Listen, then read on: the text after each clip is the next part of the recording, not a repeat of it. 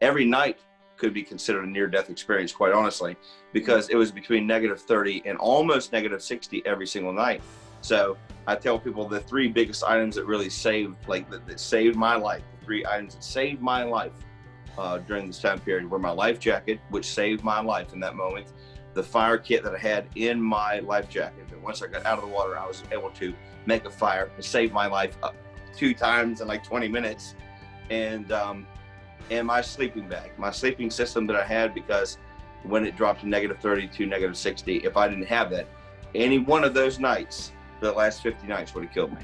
And another thing that we did not catch on film is, so one morning I got up and I got my, but it was, well, we could talk about this. It's quite a process in the morning to get out and leap to get wood for, we had a small wood stove, and to get that going, and you hide in your bag and then you jump back out once the temperature rises a little bit. But one morning, some of the moss that was used to insulate our shelter, Evan and I's shelter, had fallen down on the smokestack outside due to the wind, and we didn't know.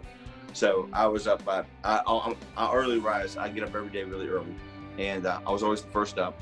And so I'd get that fire crank in, and I'd put hot water, or I'd get water on there to get hot. And I was laying, like in my bag, and behind me a glow of orange kind of intensified, and outside my shelter had caught on fire. So I was screaming at Evan to get up. The shelter's on fire. We had 2 water buckets inside because we had water from the river.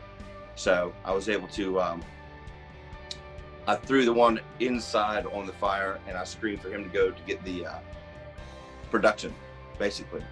And then while I went south, and I was raking off moss and pieces, components of the shelter. So, and like, so all like barefooted in snow, right? So, but anyway, regardless, we got it out. But unfortunately, that wasn't captured. And but that was really real too. Like if we had lost our shelter, it had been at one of the single most catastrophic things that could have happened, because A, we needed to get out of the elements, and B, most of our gear was in there. Most of our primary gear was in there. So that would have been in-game. If the shelter had burned down, we wouldn't have been able to stay. I lost 42 pounds on the show. Now I found it when I got home, but regardless, so it was very real. We went through real struggles, but instead of worrying about paying your mortgage or paying your electric bill, you're worrying about what's your protein source today? Are you going to catch any fish? Are you going to find a moose? Are we going to find some grouse? Is the wind going to blow a tree on the shelter? So just different circumstances, different things to think about, but it absolutely felt much more natural, and just a level of freedom that most people will never be afforded.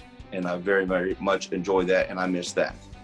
Yes, short answer is yes. Things that I had taken into this project that proved themselves as worthy, and would also basically be applicable in any situation like this. So any long-term self-sufficiency situation.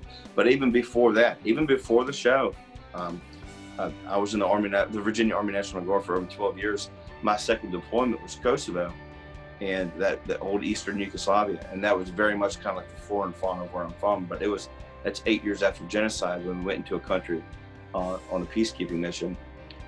And at that point, I think that 07, 08 is when my spectrum on this changed, and I had real clarity about longevity.